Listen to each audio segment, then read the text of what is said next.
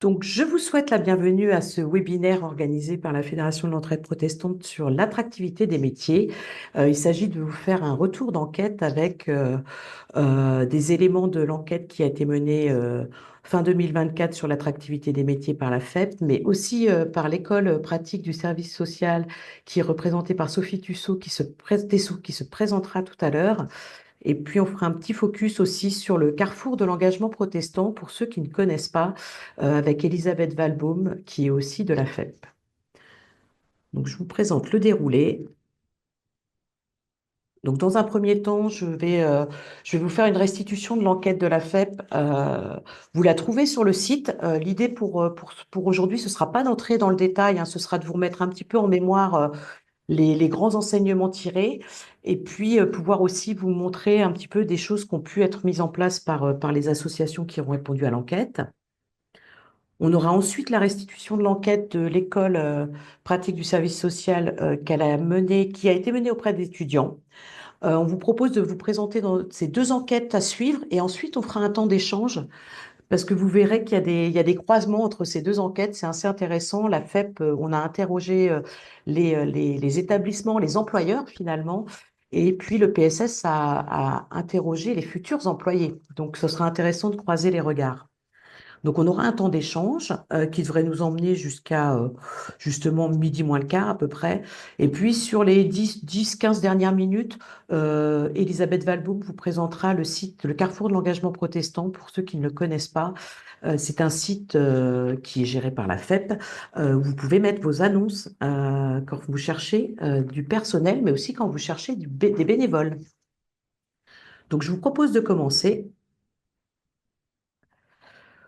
Donc là, en fait, je vais revenir un petit peu sur le contexte objectif de l'enquête FEP, la méthodologie, et puis focaliser sur les difficultés qui sont rencontrées, les postes en tension euh, et les principaux freins, mais aussi les actions et les pratiques des associations qui ont répondu au questionnaire. Donc le contexte, euh, on sait qu'il y a une crise du recrutement dans le milieu du travail social, sanitaire et médico-social, qui s'est quand même pas mal accentuée depuis aussi qu'on a vu s'accentuer par rapport à la pandémie Covid. On constate aussi un changement des attentes des professionnels. Ils n'ont plus forcément mais les mêmes attentes par rapport à leur vie professionnelle et leur métier. Et puis, il y a aussi des facteurs structurels, hein, on le sait, vous êtes des structures du social, médico-social et sanitaire. Vous avez des budgets contraints. Les reconnaissances aussi par rapport à des métiers qui sont très exigeants peuvent être insuffisantes. Et puis, des rigidités par rapport à des possibilités salariales. Donc, les objectifs de l'enquête FEP, c'était vraiment de faire un état des lieux des freins et des difficultés que peuvent rencontrer les membres de la FEP, et puis d'avoir un premier panel d'outils et pratiques qui peuvent être utilisés par les associations pour pouvoir voir un petit peu aussi ce qui est mis en place et qui peut être partagé à l'ensemble du réseau. J'essaye de changer de diapositive, voilà. Alors, la méthodologie, en fait, c'est une enquête qu'on a conduite auprès des associations membres de la FEP via un formulaire. Donc, toutes les associations pouvaient répondre, les 370 associations et fondations membres.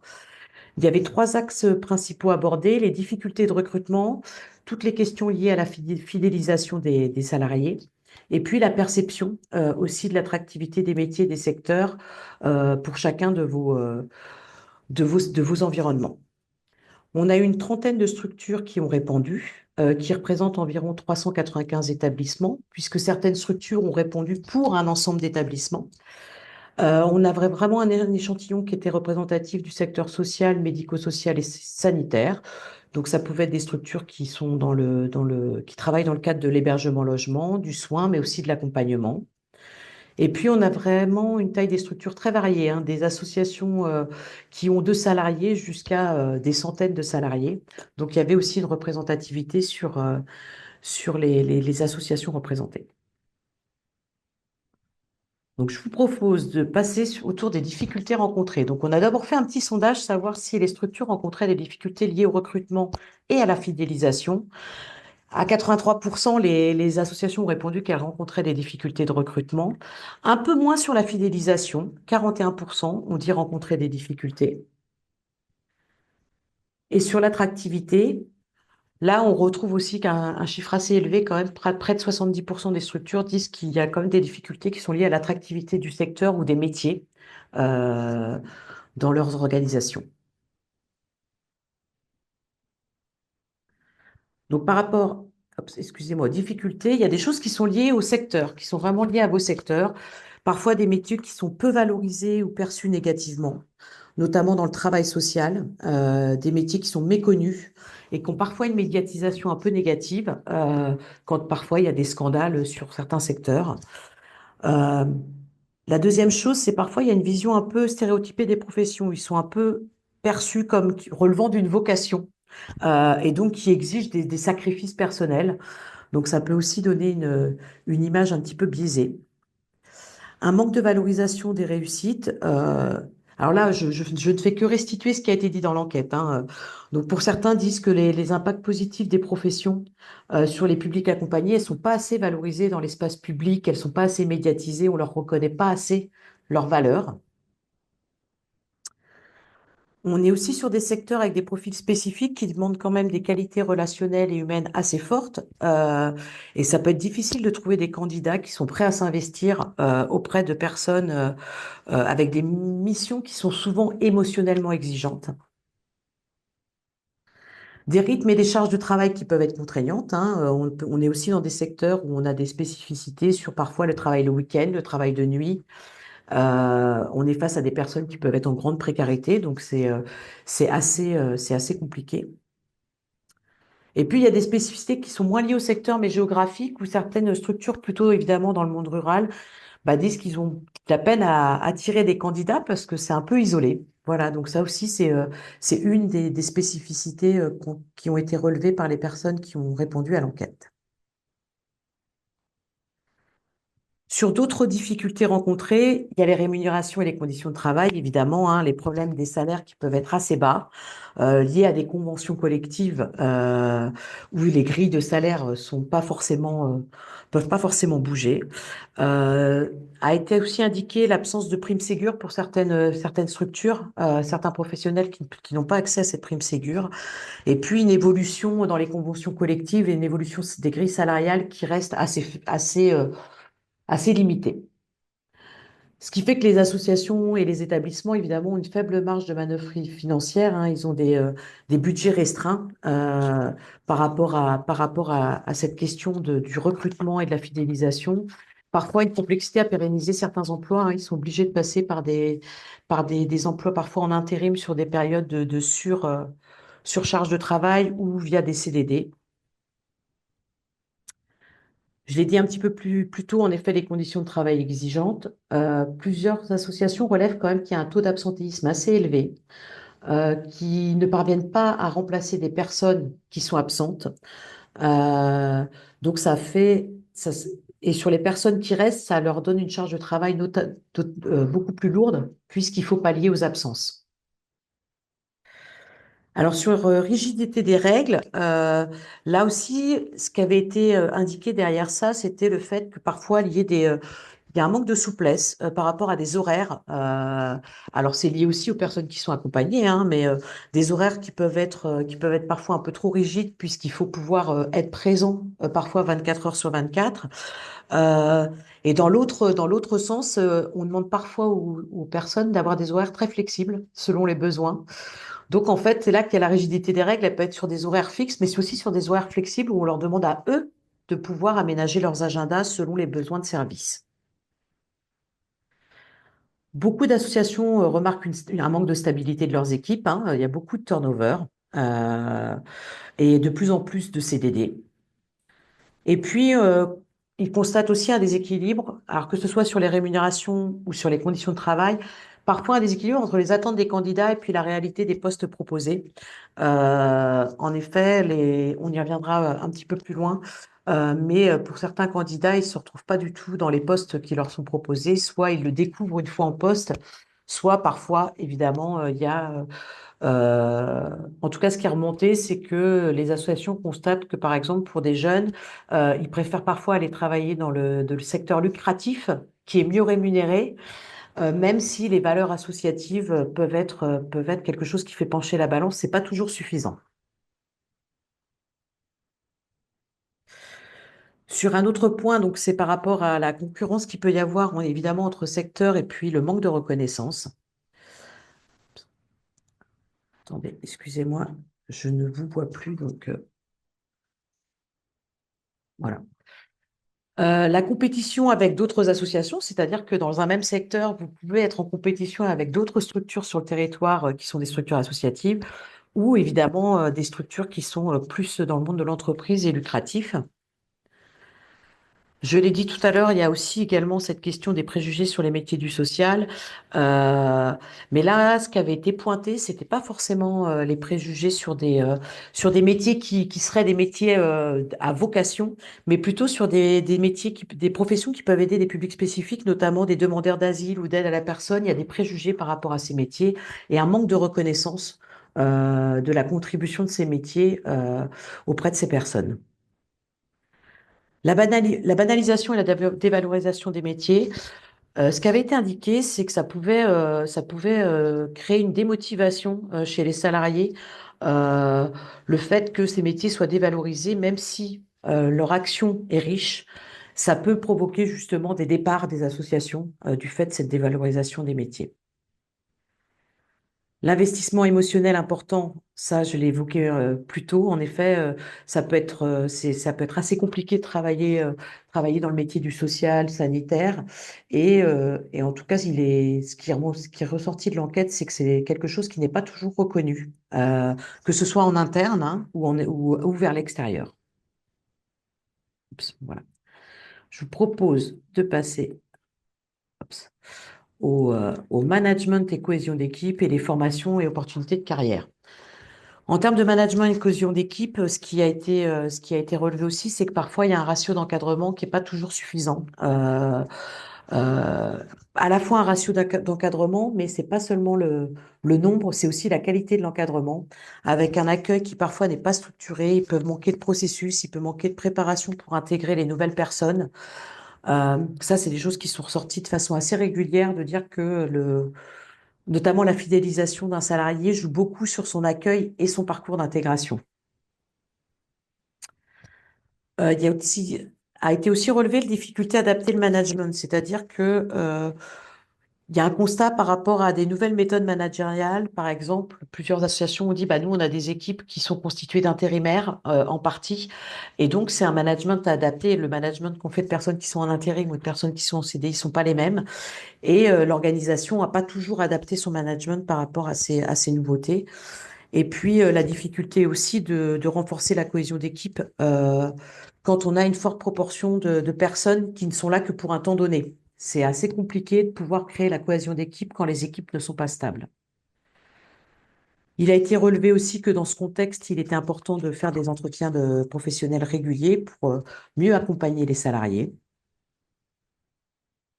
Et puis sur les formations et les opportunités de carrière a été relevé l'absence de perspective d'évolution.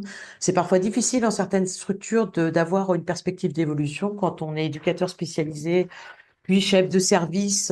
Voilà, parfois en fait, on peut pas forcément avoir d'autres opportunités, pas forcément de possibilité d'avancement de professionnel, ou parfois même un manque de formation qui peuvent être demandées. Ça a été noté aussi qu'il n'y a pas toujours des formations, la possibilité d'avoir des formations continues. Donc voilà, on sous-estime pas le fait que c'est un coût notamment de formation, mais un coût aussi pour une personne qui s'absente le temps de sa formation. Mais voilà, ça, c'est des choses en tout cas qui ont été relevées comme des défis en tout cas pour les organisations. En termes de culture organisationnelle et relationnelle, ça revient souvent à l'absence de reconnaissance, de valorisation, mais aussi d'avantages sociaux. Voilà, parfois sur des choses comme des mutuelles, un comité d'entreprise ou des tickets restaurants, ça n'existe pas dans toutes les organisations et ça peut aider à la valorisation.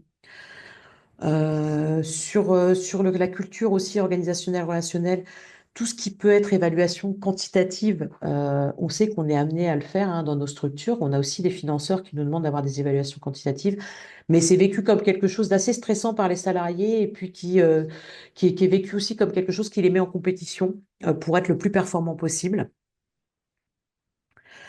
A été relevée aussi la relation à l'autre en crise, c'est-à-dire un manque. Ce qui a été relevé, c'est le manque de respect et de soins qui est porté à l'accueil humain. On revient toujours sur cette question de l'accueil et de l'intégration, mais sur un côté plus humain et pas seulement professionnel et avec des processus. A été aussi indiqué des exigences disproportionnées qui sont pas adaptées, surtout aux jeunes travailleurs, puisqu'il est indiqué, en tout cas dans cette enquête, que les jeunes travailleurs recherchent plutôt des CDD, voilà, des postes en intérim. Et c'est vrai que dans les structures, on leur demande souvent un engagement sur un CDI que pour ces jeunes travailleurs qui leur semble disproportionné. C'est vraiment, pour le coup, là, c'est une interprétation, hein, c'est pas forcément quelque chose qui est vécu partout. On note aussi sur le recrutement à l'insuffisance du nombre de professionnels formés. Plusieurs structures ont fait remonter le fait que ils trouvent pas les profils, ils trouvent pas les personnes qualifiées. Et donc, il y a vraiment une pénurie de talents, il y a un manque de professionnels qui soient formés pour les secteurs. Donc, un faible nombre de candidatures par rapport à certains postes parfois, donc difficulté à trouver les compétences recherchées. Et parfois, les processus de recrutement peuvent être longs et complexes du fait aussi de cette difficulté à trouver les bons candidats. Euh, donc, c'est aussi compliqué pour les organisations de pouvoir aussi gérer cette vacance de poste parfois. Hop. Je vais un petit peu plus vite parce que je vois que le temps avance. L'évolution sociétale et attentes des salariés. Comme je l'indiquais tout à l'heure, on voit une évolution des attentes des nouvelles générations. Les jeunes qui sont plutôt en recherche de contrats en CDD, qui ont envie de changer d'organisation, qui n'ont pas forcément un intérêt pour des postes sur des CDI. Ont été relevés aussi également par les associations le fait qu'ils constatent qu'il y a moins d'attachement au poste. Voilà, les personnes sont prêtes à changer, sont pas du tout, sont pas du tout sur des investissements longs dans un même poste. La nécessité aussi d'accompagner, d'intégrer les nouveaux salariés est de plus en plus forte par rapport justement à peut-être ces nouveaux profils de salariés. Les métiers aussi qui évoluent. La participation des salariés, l'évolution des métiers, mais aussi l'évolution des attentes des salariés par rapport à des modes de management qui veulent plus participatifs. Et c'est pas toujours le cas dans toutes les structures. Voilà pour un petit peu les difficultés rencontrées pour information. Donc vous le retrouverez hein, dans l'enquête un peu plus détaillée. Et on retrouve beaucoup de freins et limites qu'on retrouve dans le livre blanc du travail social qui est sorti en 2023. Il y a une synthèse qui est très bien faite parce que le livret en soi est très très long, mais je vous invite à le voir et il y a beaucoup de choses qu'on retrouve dans cette enquête. Donc les postes sans tension, c'est les métiers du social et de l'accompagnement, hein, beaucoup de travailleurs sociaux, éducateurs spécialisés. Dans les métiers du soin et de la santé, on retrouve beaucoup infirmiers, aides-soignants, psychologues. Mais il y a aussi beaucoup de difficultés sur les métiers techniques, sur les agents de service, les cuisiniers, les personnels administratifs, où là, plusieurs raisons, c'était en effet notamment sur les grilles salariales qui restent assez basses. Mais voilà, c'est pas seulement les métiers de l'accompagnement qui sont en tension ou du soin, il y a aussi tous ces métiers supports.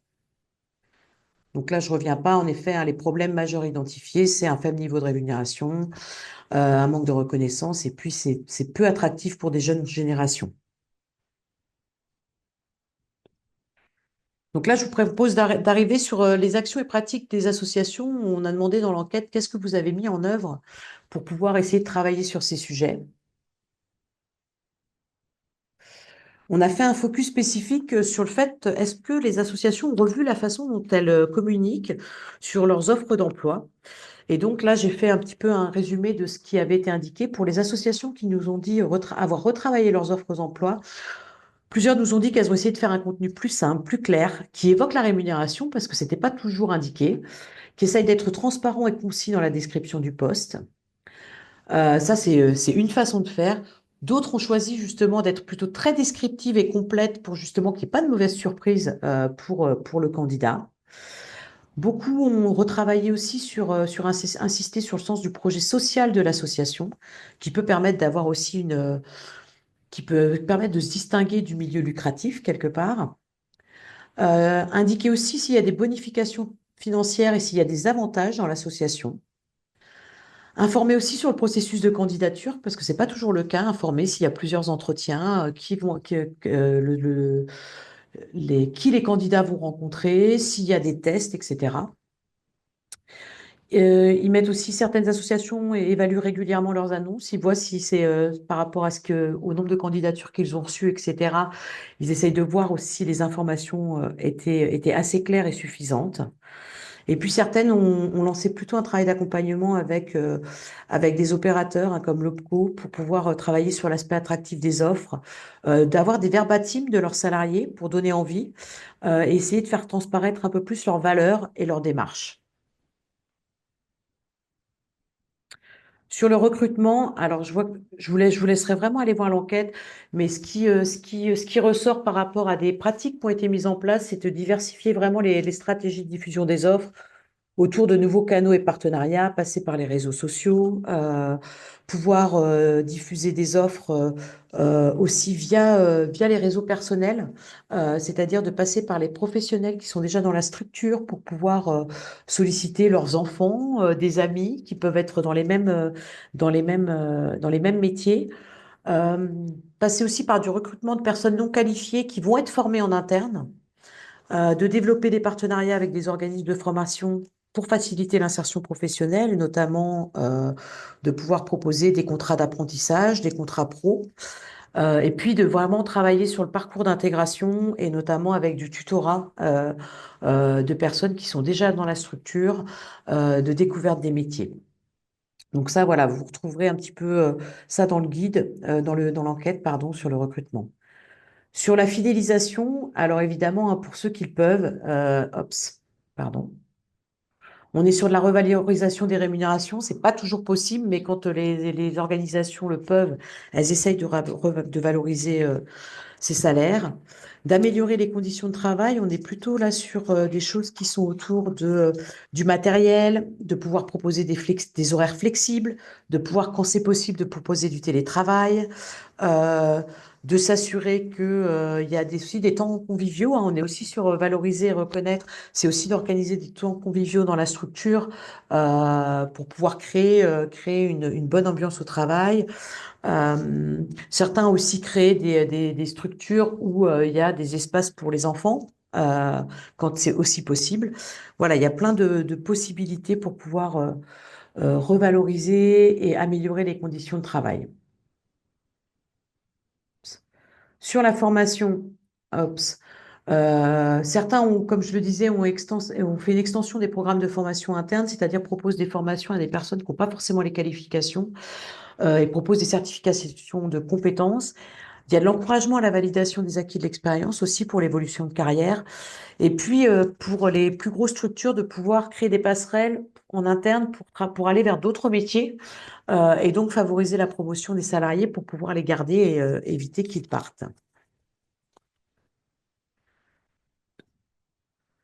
Sur la communication et la valorisation des métiers, certaines associations aussi déploient des campagnes médiatiques pour renforcer l'attractivité des secteurs, notamment par exemple des témoignages sur les réseaux sociaux de professionnels qui parlent de leur métier. Et qui mettent en avant justement le sens que ça a pour eux. Sur la présentation des avantages aussi qu'il peut y avoir dans la structure, des perspectives d'évolution. C'est vraiment des choses qui peuvent être faites, c'est vrai, plus facilement par des grosses structures que par des plus petites structures, mais voilà, en tout cas, en passant par les réseaux sociaux, c'est des choses possibles. Excusez-moi, j'accélère un petit peu pour pouvoir laisser la parole à Sophie. Voilà, de toute façon, on vous enverra la présentation, mais j'ai mis juste un petit peu, on avait posé une question à la fin du questionnaire, qu'est-ce qui pour vous fonctionne, qu'est-ce qui ne fonctionne pas? Donc évidemment, pour ce qui ne fonctionne pas, on l'a déjà dit, il y a des rémunérations qui sont insuffisantes, parfois un manque d'organisation. Plusieurs personnes ont dit on peut avoir parfois, sans le vouloir, hein, une communication trompeuse. On parle peut-être qu'on embellit un petit peu les choses. Il peut y avoir une rigidité aussi par rapport aux conditions de travail, un manque de reconnaissance, un recrutement parfois qui est flou avec des annonces qui peuvent être vagues et lents. Et puis bah, des problèmes structurels, hein. On peut avoir une notoriété qui est pas très élevée, puis un désintérêt pour le secteur. Ce qui est jugé efficace, on l'a mis tout à l'heure, hein, c'est vraiment dans le recrutement d'avoir des fiches de poste claires, un processus humain et accueillant. Vous avez beaucoup insisté sur ce côté humain et accueillant. de pouvoir aussi recruter via d'autres réseaux, via des stages, etc., d'essayer de proposer une attractivité par rapport au salaire. Et si c'est pas le cas, de mettre en avant tous les avantages qu'il peut y avoir dans la structure. Sur la fidélisation, en effet, on l'a dit aussi, l'accompagnement, le tutorat, l'écoute. Beaucoup ont relevé le fait aussi que pour fidéliser, beaucoup de salariés se sentaient seuls. Donc, il y en a qui ont mis en place des travails en binôme, ce qui peuvent permettre justement de rompre cet isolement.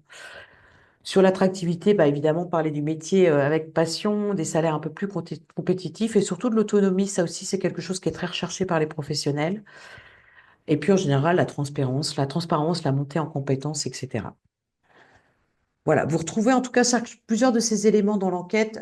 J'ai voulu juste vous faire redresser un tableau avant de passer la parole à Sophie. Euh, N'hésitez pas à poser vos questions dans le chat, qu'on puisse les traiter après la présentation de l'EPSS. Sophie, dans le coup, je peux te laisser la Oui, parole. très bien. Merci Isabelle. C'était tout à fait intéressant et j'espère que peut-être ce que je vais pouvoir vous dire maintenant va apporter un autre éclairage. Alors parfois vous allez voir très complémentaire et qui appuie complètement sur les mêmes items que ce que vient de nous présenter Isabelle et parfois peut-être un tout petit peu décalé. En deux mots quand même, donc je vais me présenter. Je m'appelle Sophie Tessot, je suis donc directrice générale d'une école de formation en travail social qui s'appelle l'EPSS, l'école pratique de service social. Cette école se trouve dans le Val d'Oise, donc en région parisienne, avec du coup la spécificité d'être à peu près la seule école sur le Val d'Oise, donc une école en grande banlieue parisienne et en même temps sur un territoire qui est dans une zone très urbaine, donc Cergy-Pontoise, et aux frontières de territoires plus ruraux comme le Vexin par exemple, qui fait qu'on peut aussi accueillir des étudiants qui viennent soit de cette partie plus rurale du Val d'Oise, soit de l'Eure, soit de l'Oise et d'une partie des Yvelines. Aujourd'hui, le PSS se forme sur les principaux métiers des secteurs sociaux, médico-sociaux, pas sur le sanitaire. Également, pour vous dire rapidement, on forme à peu près 1000 étudiants chaque année. Et on est une cinquantaine de salariés permanents avec 200 intervenants vacataires qui travaillent avec nous régulièrement. La particularité de l'EPSS, alors il y en a plusieurs. D'abord, c'est que c'est une des premières écoles de travail social qui a été fondée en France en 1913.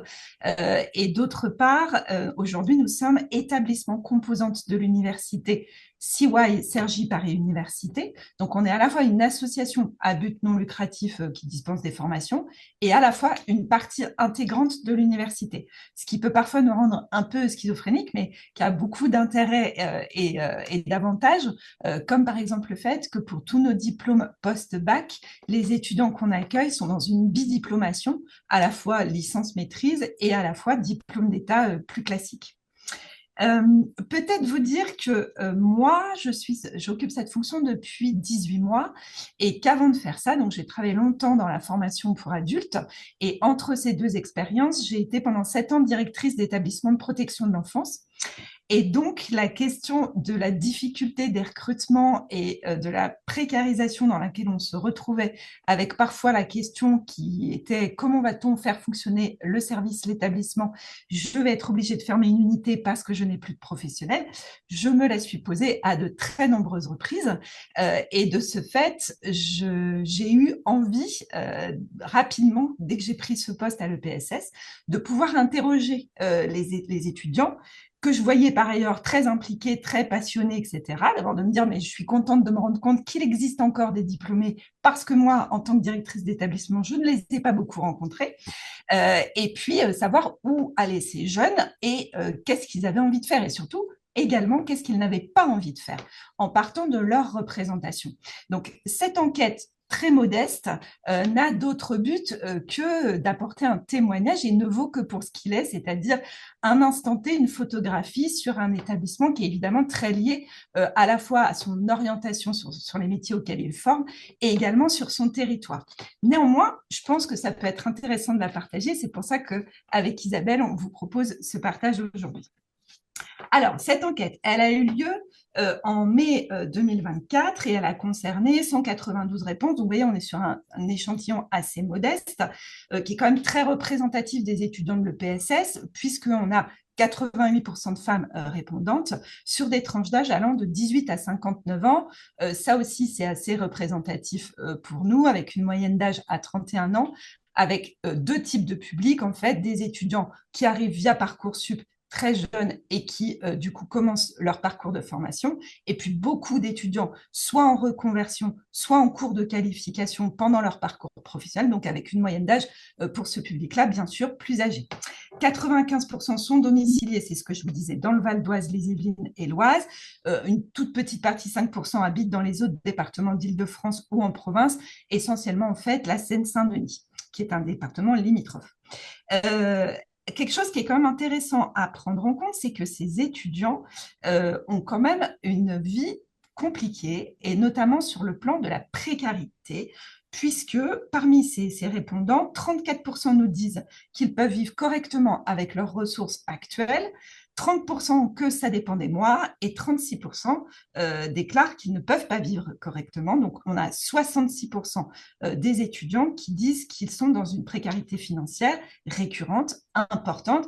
Et j'insiste sur ce point parce que nous verrons que ça conditionne beaucoup leur façon de choisir leur futur métier par la suite.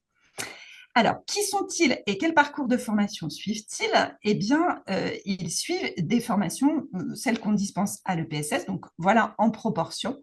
On a un tout petit peu de coordonnateurs, un peu plus d'AES, donc accompagnant pardon, éducatif et social, techniciens d'intervention sociale et familiale, qui sont donc des formations infrabac, des cafés Ruiz, donc chef de service ou futur chef de service, donc formation niveau master, assistant de service social, éduc de jeunes enfants et éducateur spécialisé, qui sont nos trois formations de niveau licence, niveau 6, et moniteur éducateur, qui est une formation de niveau bac. Et vous voyez que moniteur éducateur et éducateur spécialisé sont les plus nombreuses, ce qui est normal pour le PSS, puisque c'est aussi le public que nous accueillons en plus grand volume. Parmi ces répondants, on a 40% qui sont en dernière année, donc il y a aussi des gens qui peut-être sont encore fragiles dans les options qu'ils ont envie de prendre professionnellement. 49% sont étudiants en voie directe, c'est-à-dire qu'ils suivent la formation complète avec des périodes de stage, mais qu'ils ne sont pas en emploi. 24% sont apprentis, donc embauchés par une structure qu'ils veulent potentiellement quitter ou dans laquelle ils voudraient rester plus tard. Et 27% sont en emploi et ont besoin de se qualifier. C'est valable beaucoup sur les métiers infrabac. Alors, la première question qu'on leur a posée, c'était à quel moment avez-vous eu envie de travailler dans le secteur social? La question, c'était de venir interroger cette idée d'une vocation qui a toujours été préexistante dans la vie de tous les étudiants.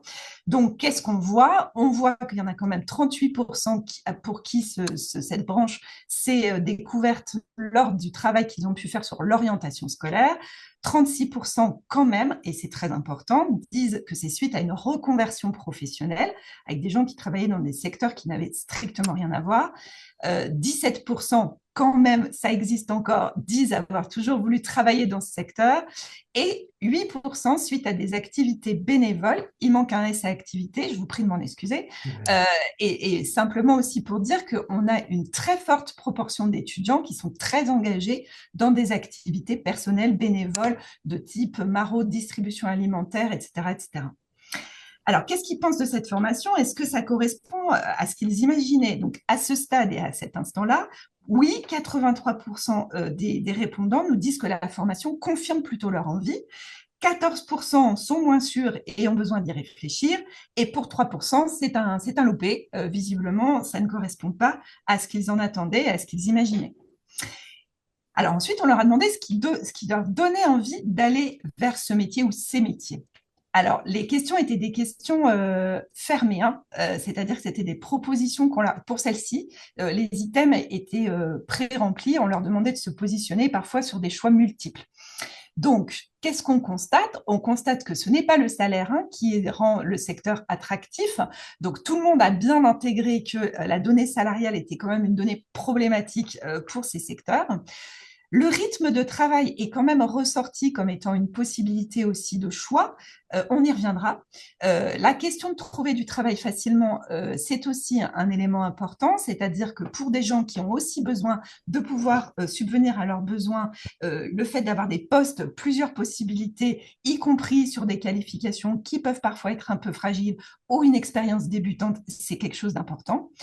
Et alors, de manière peut-être un peu surprenante, on constate que le projet de l'association ou du service est vraiment un élément déterminant, nous y reviendrons.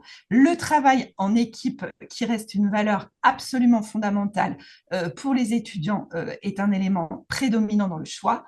Et bien sûr, le sentiment d'utilité sociale, qui reste quelque chose de complètement dominant et qui parfois peut contribuer aussi à créer des différences ou voilà, des écarts entre une vision très projetée, parfois très fantasmée de cette notion d'utilité sociale et la réalité à laquelle ils vont être confrontés et confrontés rapidement au cours de la formation. Alors ensuite, on a parlé des publics en se disant que c'était peut-être cet axe-là qui était prioritaire pour eux. Donc, auprès de quel public souhaitez-vous travailler? Donc, alors moi, ça m'a beaucoup surprise en tant que directrice, ancienne directrice de protection de l'enfance, qui arrive en majorité dans le choix de nos répondants, c'est les enfants protégés. Bon, bah, c'est une bonne nouvelle pour la protection de l'enfance, mais c'est quand même assez étonnant. Le secteur du handicap et donc médico-social arrivant en deuxième position, les personnes en situation de grande exclusion à 14%, et puis on a 26% qui sont soit indécis, soit qui disent que pour l'instant, c'est pas ça qui va conditionner leur choix et que les publics peuvent être multiples et que donc c'est autre chose qui va guider leur choix. On a 9% autour de la petite enfance, donc ça correspond grosso modo à notre filière éducateur de jeunes enfants, et personne pour les personnes âgées, ce qui est un peu logique puisque ce n'est pas un champ qui est aujourd'hui très investi par le PSS. Et puis, on a posé la question à l'envers. Du coup, finalement, est-ce qu'il y aurait un secteur dans lequel vous ne voudriez pas travailler? Lequel?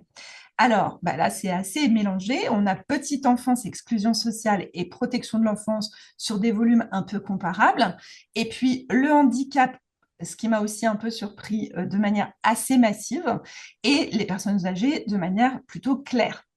Et alors, ce qui était intéressant, c'était de leur demander pourquoi. Donc là, on avait des zones de texte libre, donc je vais pouvoir vous lire quelques verbatims.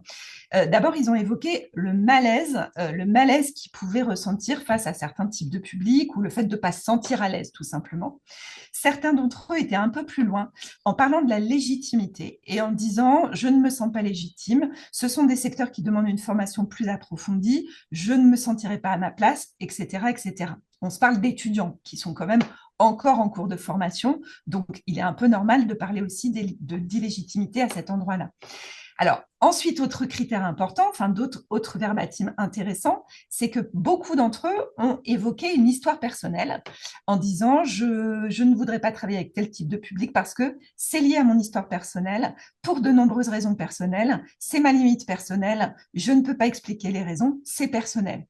Qu'est-ce que ça veut dire? Soit qu'ils n'ont pas voulu aller plus loin dans leurs explications, soit, et c'est aussi une réalité, de plus en plus, c'est difficile de le quantifier, je dis de plus en plus, mais en fait, je ne peux pas être plus précise que ça, mais de très nombreux étudiants d'école de travail social, en tout cas à l'EPSS, sont en fait des usagers des services, des anciens usagers ou des usagers encore, que ce soit des usagers de services du médico-social, de la protection de l'enfance, parfois les deux.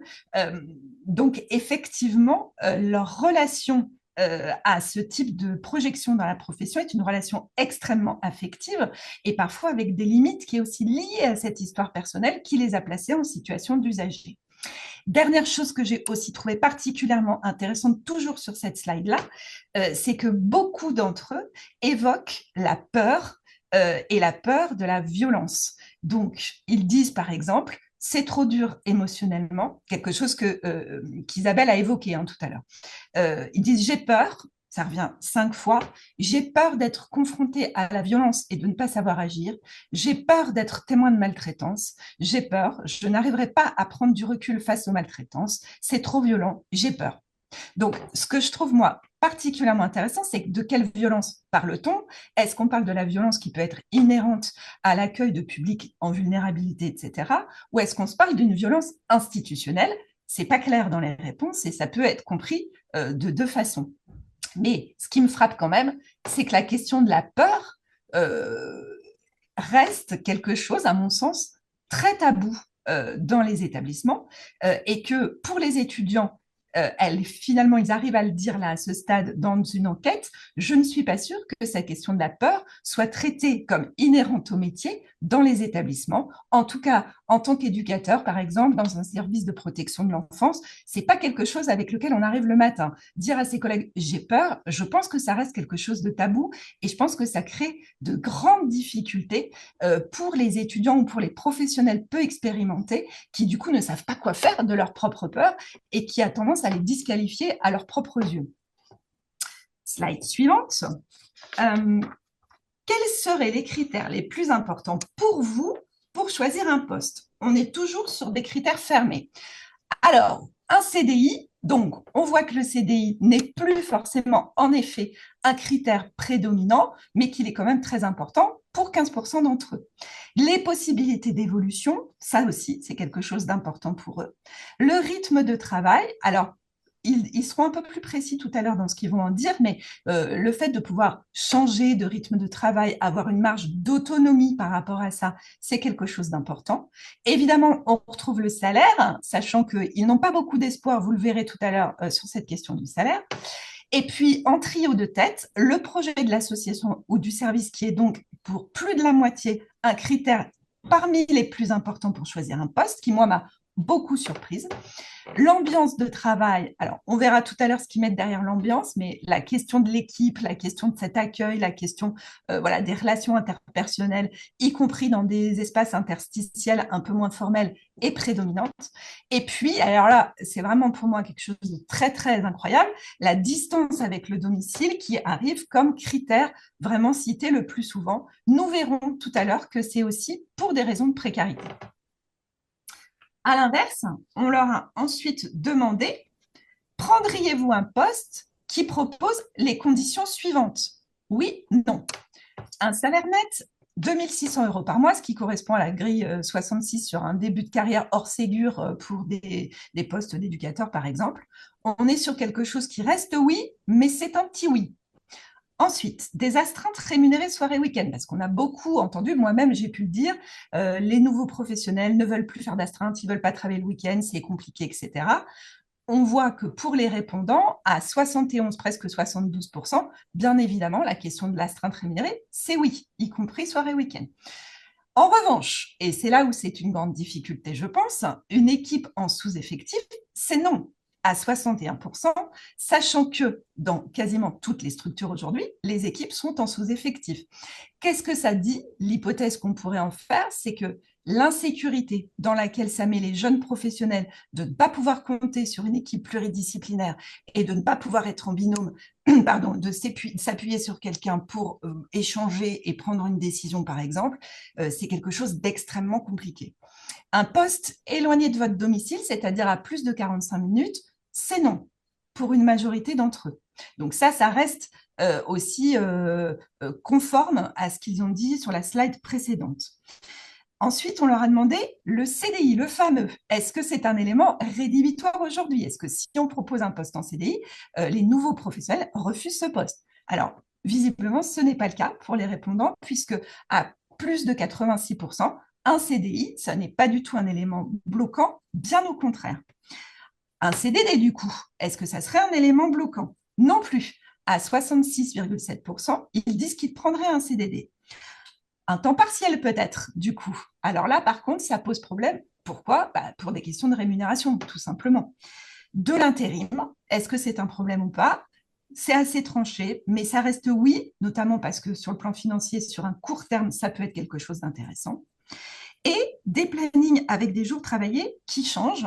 Est-ce que c'est bloquant ou pas? Eh bien non, puisqu'à 67%, ils sont conscients que ça peut faire partie des conditions inhérentes au poste qu'ils sont en train de prendre. Donc 67% sont complètement prêts à prendre un poste avec des plannings qui changent.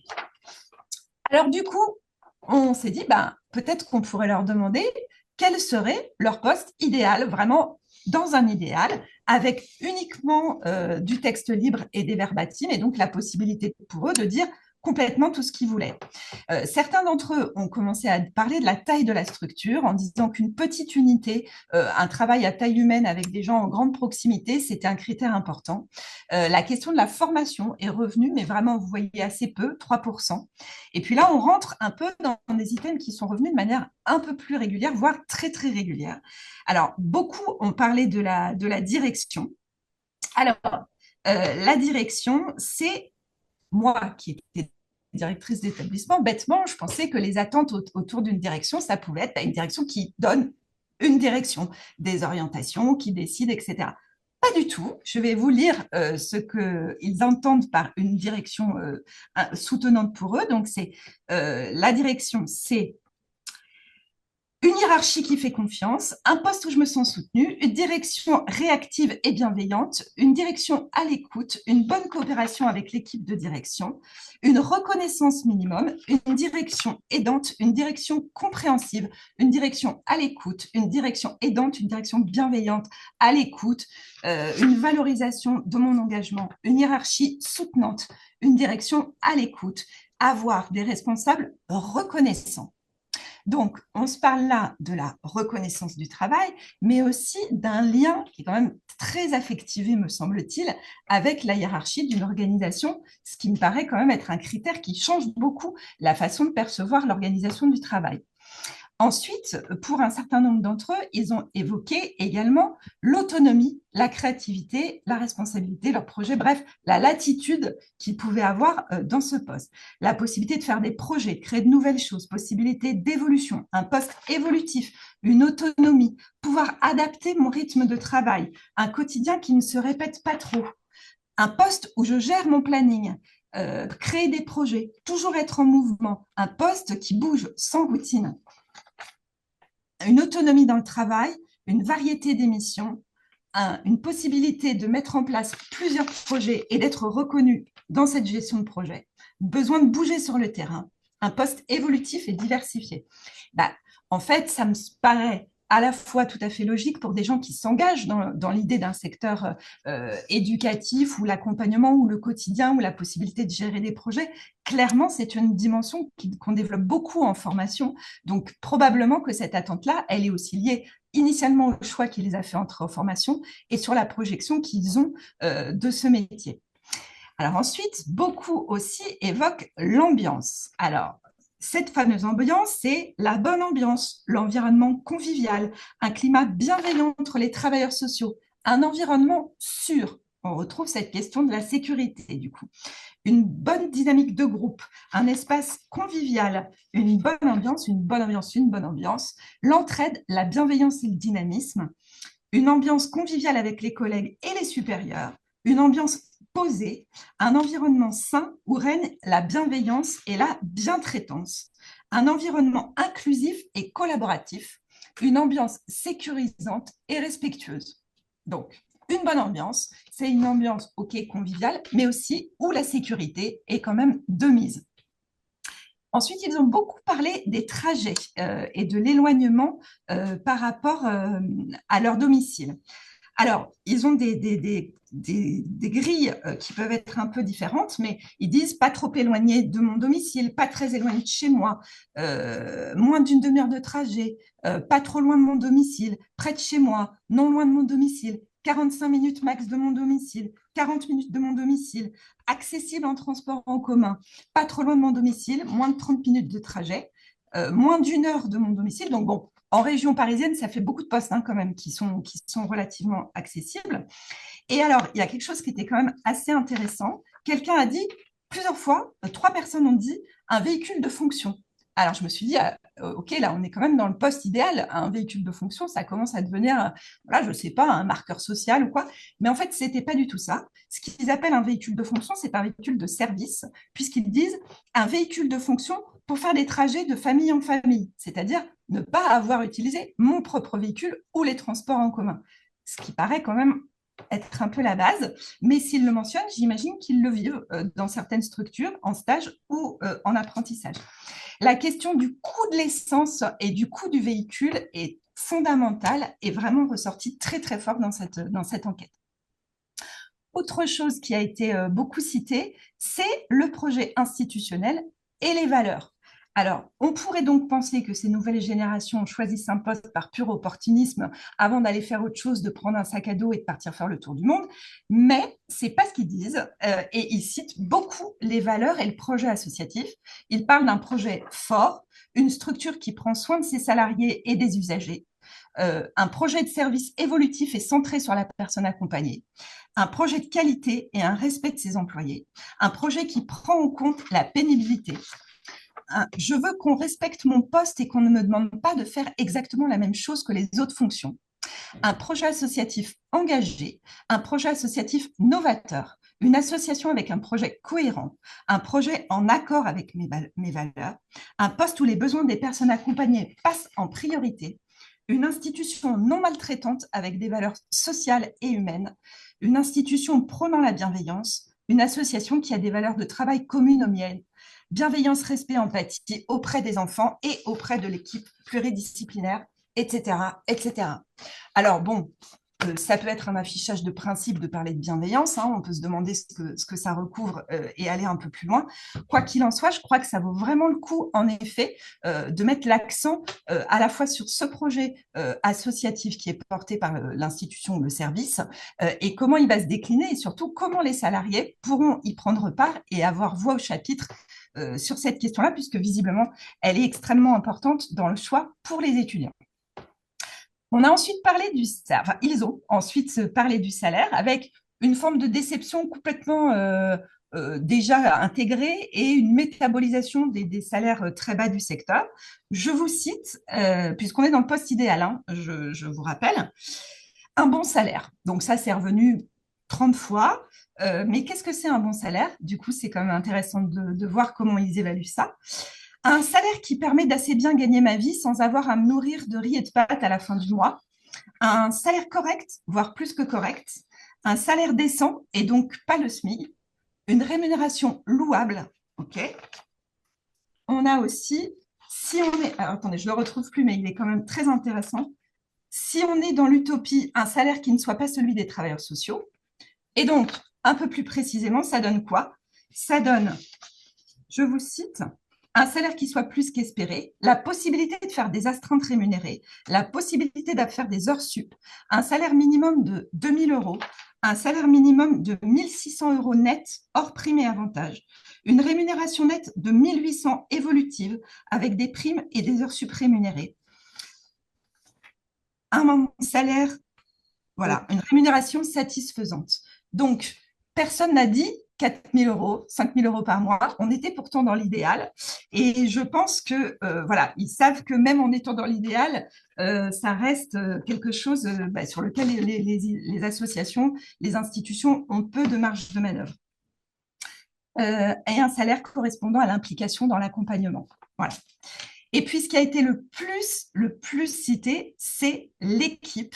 L'équipe comme étant l'alpha et l'oméga de l'unité, de la cohésion, de la possibilité de partager les responsabilités, la possibilité aussi d'évoquer ce qu'on disait tout à l'heure sur la question de la peur, la question de ne pas savoir faire face à des situations difficiles dans le travail, etc., etc. Donc, il y a eu pléthore, bonne équipe, cohésion d'équipe, équipe investie, équipe qui marche main dans la main, symbiose entre les équipes, conviviale et chaleureuse, une bonne équipe reconnue et valorisée par ses pairs, une équipe pluridisciplinaire avec des collègues qui aiment leur métier, une équipe où on se soutient et où on ne se sent pas mis en tort facilement, une équipe de qualité, une bonne dynamique d'équipe, une équipe qui fait preuve de cohésion, de soutien et d'écoute. Le travail d'équipe se fait avec bienveillance et respect de l'autre. Une équipe bienveillante avec les usagers et les collègues, quel que soit leur statut. En creux, j'en passe, il y en a beaucoup, beaucoup, beaucoup. Ce qui est intéressant là-dedans, c'est que d'abord, il y a une idéalisation complète de ce que pourrait être une équipe, et en même temps, en creux, j'entends moi, c'est une hypothèse que je vous partage, le fait qu'ils ont pu aussi vivre des expériences qui semblent assez complexes en fait en équipe, notamment une hiérarchie interne assez forte. Et en tant que stagiaire ou en tant qu'étudiant, j'imagine qu'on peut aussi faire les frais d'une prise de parole un peu maladroite ou d'une absence je sais pas, de bonnes décisions à un moment donné. Et c'est ressorti à de nombreuses reprises le fait de se sentir jugé et dévalorisé par l'équipe, et ce qui parfois pourrait être une cause de départ, en fait, pour un certain nombre d'entre eux. En conclusion, parce que je ne voulais pas que ça dure trop longtemps, la, la, j'ai été moi très surprise sur l'attachement énoncé par les étudiants au projet de service, aux valeurs dans lesquelles ils ont envie de se reconnaître, à la volonté participative qu'ils ont envie d'avoir au sein d'une institution, et donc à un vrai sentiment d'engagement en fait qui s'exprime à cet endroit-là, avec certainement aussi, pendant qu'ils sont en formation, une très grande valorisation du groupe et de l'équipe, qui est peut-être beaucoup, beaucoup plus compliquée à mettre en œuvre au sein d'une structure, et des visions parfois assez éloignées de ce qu'ils vont pouvoir trouver de la direction et de l'encadrement dans son ensemble. Et puis cette question de la précarité de ces étudiants avec un premier critère qui est pas mettre trop d'essence, pas être trop loin du domicile et pouvoir travailler le week-end et les soirées pour avoir un peu plus de salaire et vivre correctement, ce qui est vraiment très massif. Peut-être que ça correspond aux étudiants de l'EPSS très spécifiquement. On peut quand même se poser la question de savoir jusqu'à quel point ça ne concerne pas les futurs travailleurs sociaux qui sont dans les établissements. Voilà. Merci Sophie. Merci beaucoup à Sophie Tessot. Donc, on n'a pas dit au début, mais en effet, le PSS est membre de la Fédération de l'entraide protestante, hein. Donc, c'était aussi l'occasion, ça nous semblait intéressant avec Sophie à la fois de partager de croiser les regards des futurs travailleurs sociaux et puis des actuelles organisations qui recrutent. Et puis, c'était aussi l'occasion, c'est pour ça que Sophie je vous enverrai la présentation, elle a tenu à partager son mail et son téléphone, puisque étant dans le réseau FEP, vous pouvez aussi la contacter pour des projets communs ou peut-être pour aller piocher dans son vivier d'étudiants, pour ceux qui sont en Île-de-France, s'il est besoin. Elisabeth Valbaum, qui est déléguée à l'animation et la réflexion spirituelle à la FEP, d'où son intervention sur le monde protestant précédemment, et qui va nous présenter le site Carrefour de l'engagement, puisque dans l'enquête, on vous avait posé la question aussi si vous connaissiez ou pas, et certains ne connaissaient pas, donc on s'est dit que ce temps de rencontre était l'occasion. Alors attends, il faut que je te repartage parce que j'avais... Merci beaucoup. En tout cas, Sophie, j'ai trouvé ça passionnant, le retour d'enquête. J'avais déjà bien vu dans le détail celui de la FEP, mais j'ai pris connaissance du vôtre et c'est vraiment passionnant. Je pense que Olivier a raison de dire il faut en faire il faut le diffuser largement, pas que notre étude à nous faite, mais aussi la vôtre si vous êtes d'accord pour qu'elle soit partagée parce que ça donne vraiment des billes. Et moi, j'ai retenu deux choses qui vont faire le lien avec le carrefour de l'engagement protestant. Donc s'il y a 83% des associations qui ont répondu à l'enquête FEP qui disent qu'elles ont des difficultés de recrutement, et 17% et même 45% des étudiants qui verraient dans un métier idéal des valeurs, le réseau, l'équipe. Nous, on a un outil, on vous propose un outil qui s'appelle le Carrefour de l'engagement protestant. Donc, c'est une plateforme, c'est un site internet que vous pouvez trouver facilement si vous tapez engagement protestant ou Carrefour de l'engagement protestant qui vous propose de mettre en ligne des offres d'emploi. Donc, je pense que d'une certaine manière, ça peut répondre à la question de faire réseau, diffuser des offres dans le réseau. Donc, ce site, il existe déjà depuis 2013, mais on l'a remis en état. Notamment, on a fait une version qui soit accessible sur téléphone portable, puisque les jeunes générations, elles cherchent du travail sur leur téléphone portable comme nous tous. Donc, on en a amélioré l'aspect également. Et quand on a décidé de retravailler le site, c'était il y a à peu près un an, on avait une centaine de passages par mois sur le site. Aujourd'hui, on est à 1400. Donc, 1400 personnes qui viennent consulter des offres qui sont déposées par les associations. Donc, chaque association adhérente à la FEP ou association protestante, hein, c'est plus large, c'est un service qui est offert plus largement que, au réseau FEP, peut créer son espace. Donc là, vous avez, je ne vais pas rentrer dans le Ah. site parce que je pense qu'on n'a pas forcément beaucoup de temps, mais Si tu as en le tout cas, temps, si hein, vous tu as le temps de le voulez, montrer, je pense. ouais, Ouais, ouais. Alors là, on voilà, vous je a mis partage. juste un QR code pour ceux qui voudraient, qui ont leur téléphone et qui voudraient aller sur le site. Mais comme l'a dit Elisabeth, hein, vous tapez Carrefour de l'engagement protestant, vous tombez très vite dessus. Hop, j'arrête le Voilà. partage, je te laisse la main. Donc, ouais, je suis allée sur le carrefour de l'engagement. En fait, l'enquête réalisée par la FEP, on s'est rendu compte que beaucoup d'entre vous ne connaissaient pas ce site, qui est donc, c'est un service gratuit, hein, qui est proposé par la FEP, euh, sur lequel les recruteurs peuvent inscrire leur organisation. Donc, il faut créer un espace. J'ai pas mal d'associations qui m'envoient directement les offres d'emploi pour que je les publie. Ça simplifie aussi le travail. Il y a des offres d'emploi salarié, il y a des offres de bénévolat, il y a énormément d'offres aussi en service civique. Samuel en parlait tout à l'heure, mais c'est vraiment typiquement, on travaille avec Visa AD, donc qui est une association qui adhère à la FEP et qui est, je ne sais pas si c'est avec eux que vous travaillez, mais en tout cas la fondation de John Bost, par exemple, travaille avec Visa AD, puisque c'est une association protestante et qui recrute des services civiques et qui est l'interlocuteur de l'État et enfin, le face-à-face de l'État et le nôtre dans le protestantisme. Donc, eux, ils mettent leurs offres aussi. Et donc, vous allez, alors voilà, je vous montre les dernières. En général, c'est juste justement, voilà, je vous parle de Visa, mais Visa est justement en train de recruter. Euh, il y a des associations qui renseignent des offres de temps en temps, uniquement des offres de cadre. Il y a des associations qui mettent tout leur, voilà, là par exemple, on a une offre d'agent d'accueil. Il y a, je ne sais pas si j'en vois passer une de bénévolat, mais il y a aussi des associations qui vont autoriser à piocher de manière complètement libre dans leur banque, sur leur site d'emploi. Donc, c'est le cas de l'Armée du Salut, par exemple. Donc, de temps en temps, quand j'ai pas beaucoup d'offres, je vais chercher sur le site de l'Armée du Salut pour republier des offres. Voilà, vous avez un petit exemple. Et alors, ce qu'on fait, c'est que tous les mercredis, on diffuse sur nos réseaux les dernières offres de la semaine.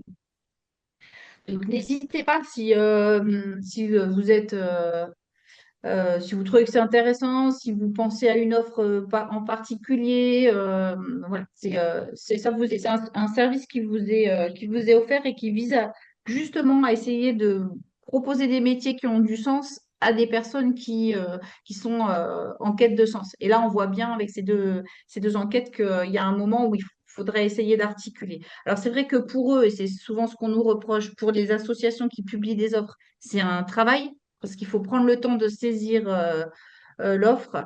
Mais je vous dis, si vous me l'envoyez, je peux aussi vous les publier.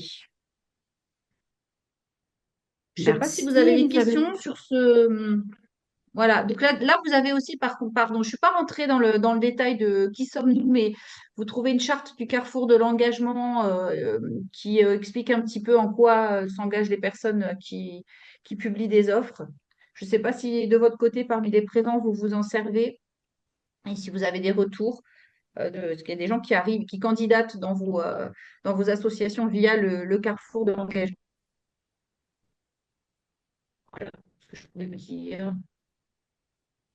Alors, ce n'est pas une plateforme où les candidats peuvent déposer des offres, hein. On n'est pas sur France Travail. C'est vraiment uniquement pour publier des offres.